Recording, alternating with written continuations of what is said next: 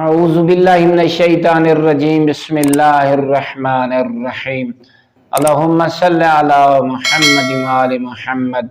مومنین مومنات، مسلمین مسلمات، آج دا سارا موضوع اور آج دا سارا پیغام ہے جو خالق اکبر اپنے بندے نال بڑی محبت رکھ دے۔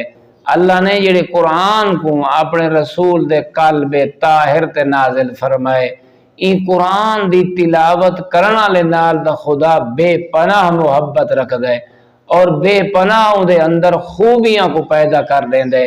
جیڑا بندہ اللہ دے قرآن دی زیادہ تلاوت کریں دے، ان دا گھر خدا شاہد ہے اللہ نورانی بنا دیں دے، روشن ان گھر کو کر دیں دے، ان گھر دا تذکرہ اللہ دے ملائک عرشہ دے کریں دیں۔ اور جڑے گھر دے وچ کوئی بہ کے تلاوت کریں دے، اس واسطے رسول خدا صلی اللہ علیہ وآلہ وسلم دا جید صحابی، نیک صحابی، متقی صحابی حضرت ابو ذر غفاری کو قرآن دی تلاوت دا بڑا شوق ہے، بہت زیادہ قرآن دی تلاوت دا شوق رکھ دے ہیں اور خود تلاوت کریں دے رہے ویندے ہیں۔ اس واسطے انہاں دا تذکرہ اللہ دے ملائکہ دے وچ بڑا عام ہے۔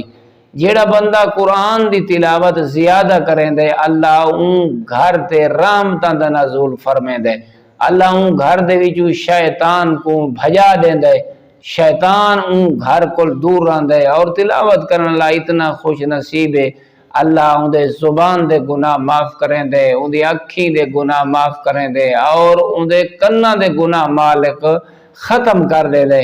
اور نالی والے امام حسین علیہ السلام ارشاد فرمینے جڑا قرآن دی تلاوت کریں دے، اللہ ہیک حرف دے بدلے، لفظ نہ دیٹھا کرو کہ لفظ دے کتنے حرف ہونے، ہر حرف دے بدلے اللہ تلاوت کرن دے نام اعمال جدہ نیکیاں درج فرمیں دے۔ اور او خوش نصیب گھر ہے، او خود او خوش نصیب اللہ دا عبد ہے، او گھر کتنا عظیم ہے جڑا ملائکہ دے سامنے ہر وقت چمکدا ہویا نظر آندا ہے، نورانی نظر آندا ہے، جیندا تذکرہ اللہ دے ملائک دے درمیان عام ہوویں دے۔ خدا شاہد ہے، اتنے تک روایات دے وچ ملدا ہے کہ عرشی مخلوق واسطے اے زمین تے گھر ایویں چمکدا ہویا نظر آندا ہے جتھا قرآن دی تلاوت ہوئے، جویں رات دے وقت زمینی مخلوق واسطے اللہ دے آسمان تے تارے چمکدے ہوئے نظر آنے۔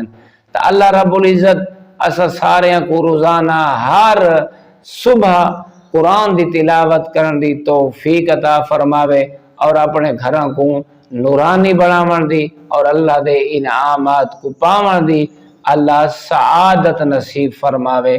والحمدللہ رب العالمین۔